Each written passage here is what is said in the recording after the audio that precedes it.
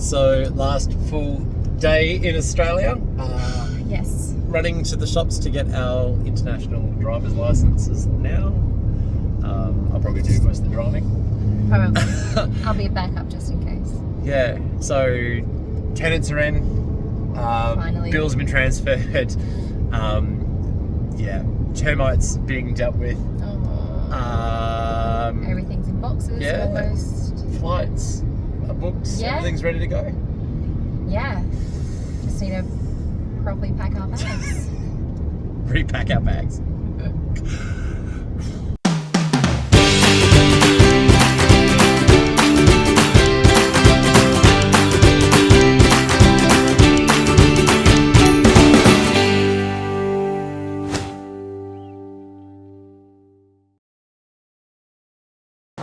Hey guys, welcome back.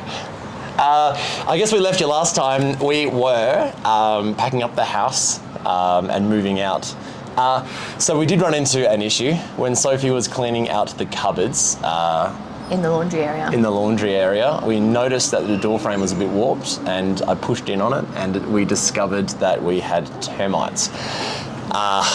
So yeah. Initially we thought you thought it was water damage because that's where the tumble dryer is, and there's not a very good ventilation system in there, so we put it down to that. But I saw it was like almost like rust. It looked like rust coming from the door frame. I was like, that doesn't look right. And then they had a little viewing window of the termites. Yeah, so that was an issue that we ran into the day we were moving out of the house for the tenants to move in. We managed to get it sorted a bit. We luckily had some family friends that are helping us out. They've got a pest control company. Yeah.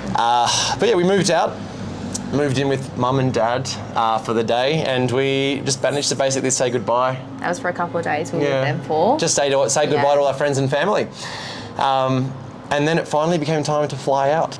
So we flew out on... the 30th? Yeah, so we flew out on the 30th at 9 p.m, I guess. So we left to go to the airport on the 30th at about 9:30, and our flight was scheduled for 1 a.m. So it's all real now. Very real. We're 4 hours bloody early for our flight. No, we're not. We're an hour early. Yeah, so it wasn't real at all until now. We had to say goodbye to the grommets, which is pretty sad. It still doesn't really feel real though. It just feels like we've gone on a normal holiday. Yeah, not 9 months. For 7 months. Yeah. I guess next flight to Melbourne and then on to Hawaii and Colombia. Yeah. Time. We managed to find some cheaper flights. So rather than flying straight to Medellin in Colombia, I think that was going to set us back at over $3,000 Australian each. Yeah. We managed to find some flights that were... It was cheaper to fly and try and get somewhere within the US. So we were looking, and our housemate kind of helped us out, and we found one with Jetstar, which was, I think base rate was $950 one way each. Yeah. And then we just added the few entertainment packages. So I think it cost us $1,200 each one way, which was a heck of a lot cheaper than what the original flights were going to cost us. So we didn't actually have any plans to go to Hawaii until we found out it was cheaper. Yeah, so we ended up flying to Hawaii, and we stayed in Hawaii for 5 days, and then we're going to fly from there to LA, to Miami, to Medellin. It sounds like a long haul, and it was, but it saved us over $1,000 each. Yeah. But yeah, so we flew out. The big thing was we flew out 1 a.m. on New Year's Eve. We jumped on the flight. I think it's about a 3.5-4 hour flight to Melbourne. And because of the time difference and daylight savings, we landed in Melbourne at about 6 a.m. Yeah, 6:30. Had 8 hours to lay over, so we had a few friends there, so we actually managed to go and catch up with some friends in the city. We had some breakfast with them, which was really nice. Just enough time to then find our way back to the airport, check in again, and we ran into our first issue. So we just ran into our first hiccup. Apparently, when you get an ESTA, a visa for the US, they don't consider going to South America, to Colombia, or to any of Central America leaving the US if it borders with the Caribbean. So we had to emergency book flights to Lima. So now we're doing Machu Picchu in Feb. the joys of traveling, I guess. But we did leave. We managed to We got there. Get on the plane. Yeah. Another 10 hours, I think 9 hours, 8, 9 hours, something like that. We went and we Yeah. landed in Hawaii. Honolulu, Hawaii. So this whole period of time, we're looking at about 30 hours of traveling and flying and everything. And we managed to land, I think we landed at 6 a.m. local time on New Year's Eve. So we've moved forward 5 hours basically. So we left at 1 a.m. New Year's Eve, landed 6 a.m. New Year's Eve, 30 hours later. We had barely slept. We were exhausted. We got a really lovely shuttle. We'll pop the name of the shuttle somewhere in the comments or something. He was really brilliant, and he gave us like a tour guide. Yeah, it was very on the drive. passionate about his home. It was really lovely and pointed out ways to go and, you know, really cheap compared to the other costs of some other things. I think it was approximately $20 US. 20 each. No, 20 Australian dollars each. Okay, that's pretty good, yeah. Yeah, it was very well priced considering all the other transport options we were looking at. And they were very organised, very helpful, and super lovely. Very easy to. He let me try in Hawaii. They had their local version. It's like spam. It's like, I know spam in Australia. We associate spam with like the Anzacs, but it was spam sushi. It's weird. It's something they eat there all the time. They get it heated up at the 7-Elevens and at the food places. But we arrived at our hostel about 7 a.m. Couldn't check in till 2. So we've now it's sunny. It's Hawaii. It's 7 a.m. we are exhausted and we can't sleep anywhere. So we got dressed and went for a quick walk along the beach. We ended up sleeping on the hammock at the hostel we were staying at. Yeah, we went for a walk and it was quite nice, but we were just not in any type of space of mind just to enjoy it as much as we did. So we just went back to the hostel and literally slept on the hammocks until 2. We actually slept. We finally checked in at 2, had a bit of a nap, and we got up in time to kind of have a few drinks. We were excited because it was New Year's Eve in Hawaii. Turns out though, because we didn't get a ticket to anything, we figured we could just walk along the beach and just join in some parties. Because I did a little bit of research before we went, and there were things like boat parties, and they seemed like extreme and extravagant New Year's Eve parties, and we were like, surely we can just go to like a pub or somewhere and just join in and have some drinks. We really underestimated, I think, the price of Hawaii.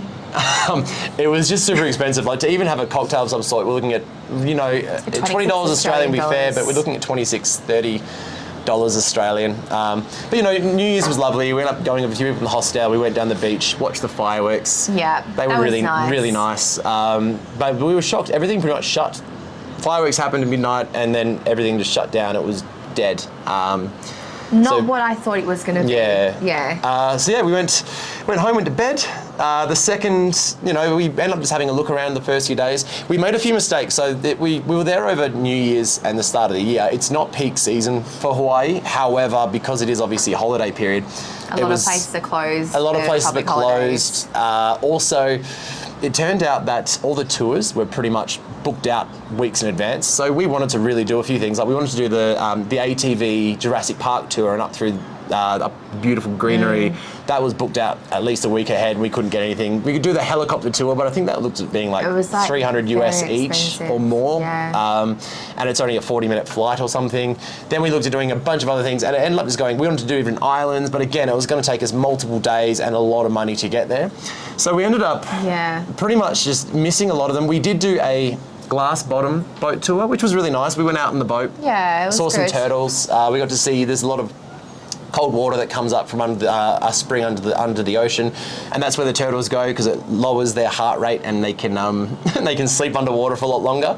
But I mean, even that, I was looking at some of the other boats nearby because we were considering doing a snorkeling tour. We could go snorkel with them, but I'm not sure if it's a US thing. Every snorkel tour, you must have a life jacket on the entire time. You can't go underwater. I've been snorkeling at the Great Barrier Reef and in many other places on tours.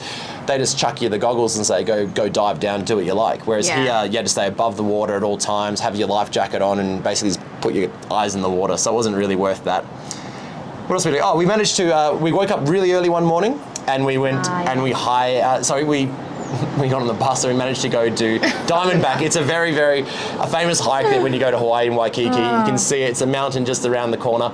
And you can get to the top. We managed to get to the top for sunrise. It was packed at the top. Yeah, so you have to book a time slot though for this. So it's one of their kind of national parks, I guess. Yeah. So you just pay like a flat rate of $5 each as like an entrance fee, I guess, for maintenance of the land and the staff there, which is very, very reasonable. And so I think you've got about an hour dedicated to the slot. Yeah, I mean, between and you 6 can get up and 7. down as fast as you like. We got up and down within an hour quite easily. And the sunrise, we timed it well for sunrise and it was beautiful. Got very good views of all of the city views and the ocean views. Yeah. Got some photos. That was a big day because that day we managed to get back down the mountain. And then we didn't have any money for the bus. We didn't have enough money for the bus, so we went walkabout and tried finding somewhere to give us change. It was quite difficult. We found somewhere in the end. Yeah. And we got across to Namawana, the big shopping centre. We went. We actually. Moana, I think it's called. The big shopping centre. The Americans would know it. There's an app called Turo, and you can hire out cars, a bit like an Airbnb from other people. Yeah. It started off quite reasonably priced, and then when you added in the insurance and everything else, it wasn't much better than just hiring a car in advance. But we did manage to get a nice Mustang, I think it was. Yeah, it was an experience thing. I mean, we definitely could have got another car, but it wasn't even that differently priced, to be honest, than getting something like a Toyota Corolla. But we did want to see the island, and we wanted to do Pearl Harbor. We tried earlier in the week to do a tour for Pearl Harbor, and I think we were meant to be up and starting it at 6:30 a.m. and they cancelled on us at 5 a.m. or something. So that was a bit of a letdown, but we missed out on the tour, which is going to include the whole lot of Pearl Harbor and a tour guide. And so we ended up going, well, if we get our own car, we can go do it ourselves. It's actually free to go in. A lot of the areas you have to pay, but so you can go in and wait in line. It's kind of it's a free if you want to wait in line for the whole period, or you can kind of pay money and jump the queues. But we got the car, went straight to Pearl Harbor. It's a must. I mean, it's a must see. If anyone of those has any, knowledge of history, you've got to go see it. It's a bit like Auschwitz and a few of the other kind of. It's definitely like a. Yeah, Gallipoli for the Australians is probably the closest thing to it. Yeah. But we went, I had a look around. It was pretty eye-opening. I mean, I don't know a lot about kind of the war period and that sort of era that especially the American history. So it was nice to see. Luckily we had the car, so we decided we'd go check out the rest of the island. So we went up to the north end of the island and the west end of the island. Anyway, we did a nice drive around. It was beautiful. Really nice. Really nice. That was great. But we could go back. We'd probably hire the car for a few days, just so we didn't get stuck in Waikiki, because it was just. We found that the first couple of days we were just kind of seeing the same things, and even although there was like some stuff to do, there's a lot of different bars and restaurants. You just kind of restricted. Yeah. We did have your birthday in there as well. We did. That was kind of the first day where things were opening back up again, and you could tell because the streets were a lot busier. So we went to a really beautiful rooftop bar and had some dinners and cocktails. But very expensive. Very expensive. And we knew it was going to be expensive, but it was very expensive. I think because we're going for so long, we are on a strict budget, and we didn't really want to have too much wiggle room because then it's going to then impact traveling forward to different countries. But it was nice, and it was an experience. Yeah, so 5 days. We were there for 5 days. On the last morning, we're up at 4 a.m. or 3 a.m. or something. Something ridiculous. Really early. We got an Uber, jumped in an Uber. He was super lovely again. He was a local, had been for his whole life, and he kind of dropped it on us then, goes, oh, did you guys not get off this island?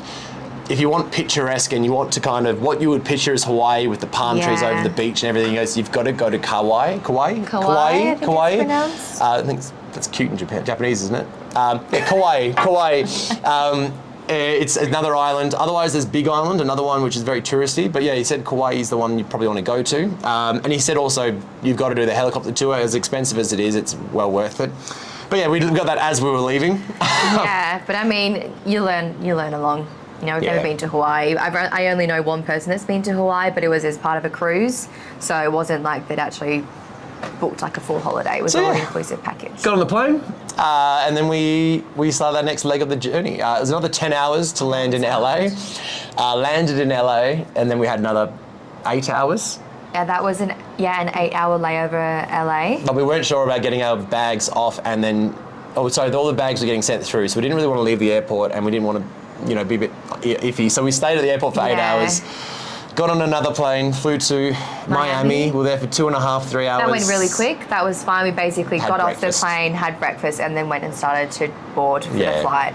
Back on another plane, flew to Medellin, and we got here I don't remember what time in the end. So we got here at about 2 p.m. local time. Yeah.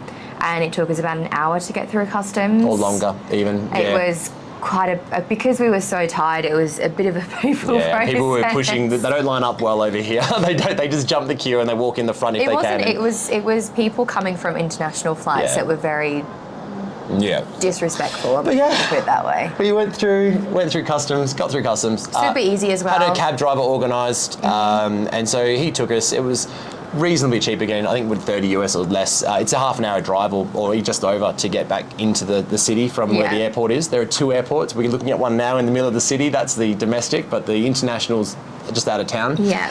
So we managed to get here, and we had, I think a day or two before we started class. And we did, yes, because that Monday, the 8th of January, was a public holiday here, so we didn't start school till the Tuesday. Yeah. So it was nice to actually have the afternoon and just then to another day to just chill. We got our apartment, so we're here now. You can probably see we're on a nice balcony here. You're right behind you is the big sweeping view of the city. Hopefully we can show you a bit of that now. Very lucky. But it's a really nice apartment. It's a little bit more expensive than some of the places we could have stayed. We could have had a room in a backpackers for probably half the price, but we are here for that long that we figured it's nice to have our own little space and to do it all kind of properly. Yeah, I was kind of saying, we're here for 3 months.